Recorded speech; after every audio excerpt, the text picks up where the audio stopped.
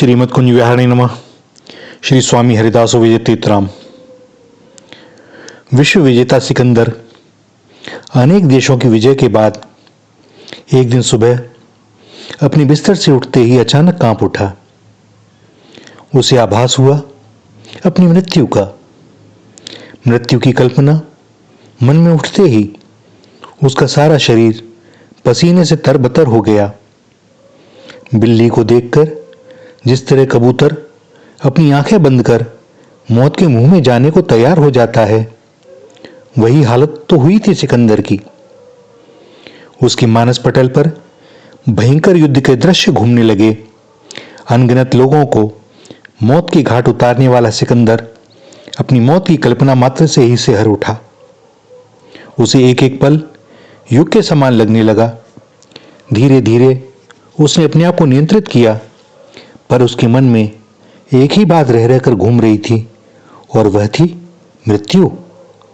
सिकंदर ने अपने सलाहकारों को बुला भेजा, उनके सामने अपना विचार रखा और इच्छा प्रकट की कि मैं अमर होना चाहता हूं, मैं क्या करूं। सलाहकारों ने इतिहासकारों, चिकित्सकों, विशेषज्ञों आदि की सभा बुलाने की सलाह दी। योजना के अनुसार अनेक विद्वानों को बुलाया गया। सभी ने एकमत होकर कहा, महाराज, जिसने जन्म लिया है उसकी मृत्यु निश्चित है। कोई भी प्राणी आज तक अमर नहीं हो सका है और न होगा। सिकंदर उदास हो गया। सारा जीवन चैन से न बैठने वाले सिकंदर में आज जैसे अपने पैरों पर खड़े रहने की ताकत भी न थी। उसे अपने आप पर क्रोध आ रहा था। जीवन में की गई भागदौड़ उसे निरर्थक नजर आ रही थी। कुछ दिनों के बाद एक सुबह टहलते हुए उसे एक भारतीय सन्यासी के दर्शन हुए। सन्यासी ने सिकंदर से उसकी व्यथा जाननी चाही। सिकंदर ने बताया कि वह अमर होना चाहता है। सन्यासी उसकी बात सुनकर खिलखिलाकर हंस पड़े। उन्होंने कहा, यह तो मनुष्य के अपने वश की बात है। सिकंदर ने गर्व से कहा, ऐसा कोई काम नहीं है जो मैं न कर सकूं। उसने सन्यासी से पूरी बात समझाने के लिए कहा। सन्यासी ने अपनी झोली से भस्म की एक पुड़िया निकालकर सिकंदर के हाथ में थमा दी और उसे सोने के समय दूध के साथ खाने की सलाह दी। उसने उसे दूसरे दिन सुबह पुनः मिलने के लिए कहा। इतना कहकर वह सन्यासी अदृश्य हो गए। सिकंदर उनसे चाहकर भी और अधिक बातें न कर सका। उसका पूरा दिन बड़ी व्यग्रता से बीता। रात को सन्यासी के निर्देश के अनुसार उसने पुड़िया की भस्म दूध में मिला ली और दूध पी गया। थोड़ी ही देर में उसका सिर चकराने लगा। अचानक उसे वही सन्यासी सामने दिखाई दिए। सन्यासी ने उसे अमरताल की जानकारी दी और कहा कि वहां जाकर उसका पानी पीकर वह अमृत प्राप्त कर सकता है। सिकंदर को सन्यासी की बात पर पूरा विश्वास हो गया और करता भी क्या। अब धैर्यपूर्वक वह अमरताल जाने की योजना पर विचार करने लगा। मनुष्य बड़ा स्वार्थी होता है। उसने सोचा कि यदि और किसी को साथ ले जाऊंगा तो दूसरा व्यक्ति भी अमर हो जाएगा। यह अवसर पाकर वह स्वयं के अलावा और किसी को नहीं ले जाना चाहता था। उसने घोड़े पर बैठकर जाना भी उचित नहीं समझा, क्योंकि ऐसा करने पर घोड़ा भी अमर हो सकता था। अकेले ही सिकंदर चल पड़ा।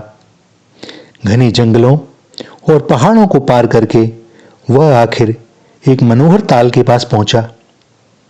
वहां का रमणीक दृश्य देखकर सन्यासी के बताए विवरण के अनुसार उसने जान लिया यही उसका निर्दिष्ट स्थान अमरताल है। सिकंदर ने अमरताल का पानी पीने के लिए जो ही अपने दोनों हाथ पानी में डुबोए, अचानक कहीं से भयंकर आवाज आई। उस आवाज ने उसे पानी न पीने का संकेत दिया। सिकंदर के हाथ रुक गए। वह चारों तरफ देखने लगा। उसने देखा कई अतिवृद्ध व्यक्तियों को कराहते हुए और अनेक मगरमच्छों को पानी से दूर धीरे धीरे खिसकते हुए। वे जीवित भयानक मगरमच्छ थे, किंतु उनमें कुछ करने लायक कोई शक्ति नहीं रह गई थी। अनेक प्रकार के पशु पक्षी भी इसी दयनीय हाल में नजर आ रहे थे। उनमें से एक ने कहा, सिकंदर, इस अमर ताल का पानी पीकर तू भी अमर हो सकता है। हमने भी इसका पानी पिया है, हम भी अमर हो गए, लेकिन हमारी शारीरिक शक्ति पूरी तरह क्षीण हो गई है। हम अब चाहकर भी मर नहीं सकते। क्या तू इस अवस्था में रहकर अमर रहना चाहता है? सिकंदर वहां की हालत देखकर हतप्रभ हो गया। वह एक क्षण को भी वहां रहना नहीं चाहता था। दौड़ पड़ा उल्टे पांव। राजमहल के बाहर वही सन्यासी उसे फिर दिखाई दिए। सिकंदर ने कहा, महात्मा, मैं शारीरिक क्षीण अवस्था भोगकर अमर नहीं होना चाहता। मैं तो जवान रहकर अमर होना चाहता हूं। सन्यासी ने एक अन्य स्थान पर जाने का रास्ता बताया। कहा, वहां अमर फल लगे हैं, उस वृक्ष का एक अमर फल तोड़कर खा लेना। सिकंदर एक पल भी देर नहीं करना चाहता था। वह बताए गए स्थान पर तेजी से चल पड़ा। पहले की तरह ही भयंकर रास्तों को पार करता हुआ एक ऐसे स्थान पर पहुंचा जहां उसे दिव्य फल लगे दिखाई दिए। तभी उसका ध्यान उस कोलाहल की तरफ गया जो पीछे से सुनाई पड़ रहा था। उसने देखा कि अनेक जवान व्यक्ति आपस में लड़ रहे थे। मारकाट मची हुई थी। वे मरते थे और जिंदा होकर पुनः लड़ने लगते थे। उसकी समझ में कुछ न आया। कुछ देर बाद शांति होने पर एक जवान ने उसे बताया कि सभी यहाँ का अमर फल खाए हुए हैं। उनकी सारी इच्छाएं पूरी हो चुकी हैं। उनकी अब जीने की कोई इच्छा नहीं है, पर वे मर भी नहीं सकते क्योंकि अमर फल उन्होंने खाया है।